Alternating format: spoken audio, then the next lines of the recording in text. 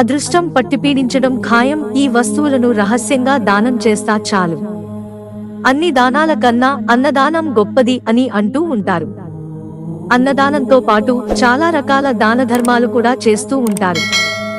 రక్తదానం, వస్తువు దానం, అవయవ దానం, ఇలా ఎన్నో రకాల దాన ధర్మాలు చేస్తూ ఉంటారు. వీటి వల్ల మంచి ఫలితాలు కలుగుతాయని, దేవుడు ఆశీస్సులు లభిస్తాయని చాలా మంది గట్టిగా విశ్వసిస్తూ ఉంటారు. దాన ధర్మాలు చేయడం వల్ల పుణ్యఫలం కలుగుతుందని నమ్మకం. అందుకే చాలా మంది వారికి ఉన్నంతలో స్తోమతకు తగ్గట్టుగా చిన్నగానే దాన ధర్మాలు చేస్తూ ఉంటారు. మిగతా విషయాల సంగతి పక్కన పెడితే దాన ధర్మాలు చేసినప్పుడు నలుగురికి తెలియకుండా చేయడం మంచిదని చెబుతుంటారు. కానీ కొంతమంది మాత్రం చేసేది చిన్న సహాయమే అయినా కూడా బయట పెద్ద సహాయం చేసినట్టుగా గొప్పలు చెప్పుకుంటూ ఉంటారు. అయితే వీటి వల్ల ఎలాంటి ప్రయోజనాలు కలగవు అని చెబుతున్నారు.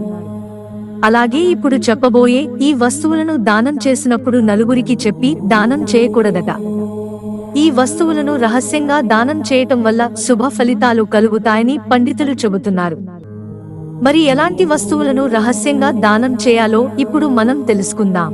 చాలా మంది పూజ చేసిన తర్వాత నైవేద్యంగా పెట్టిన పండ్లను తీసుకుని ఇతరులకు ప్రసాదంగా పంచిపెడుతూ ఉంటారు. అయితే ఇలా ఇవ్వడం మంచిదే కానీ ఆ పండును పూర్తిగా అలాగే ఇవ్వాలట. కట్ చేసి పొరపాటున కూడా ఇవ్వకూడదు అని చెబుతున్నారు. పూర్తి పండును అలాగే ఇతరులకు దానంగా ఇవ్వడం వల్ల శుభ ఫలితాలు కలుగుతాయట. అలాగే జలదానం కూడా ఎంతో మంచిదట.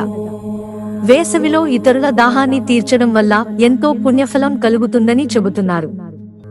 బెల్లం కూడా దానం చేయడం ఎంతో శుభకరమని పండితులు చెబుతున్నారు. ఎవరైతే వేసవిలో రహస్యంగా బెల్లం దానం చేస్తారో అలాంటి వారి జాతకంలో సూర్యుడి స్థానం బలపడుతుందట. అదేవిధంగా పెరుగును కూడా దానం చేయటం వల్ల జాతకంలో శుక్రుని స్థానం బలపడుతుందట.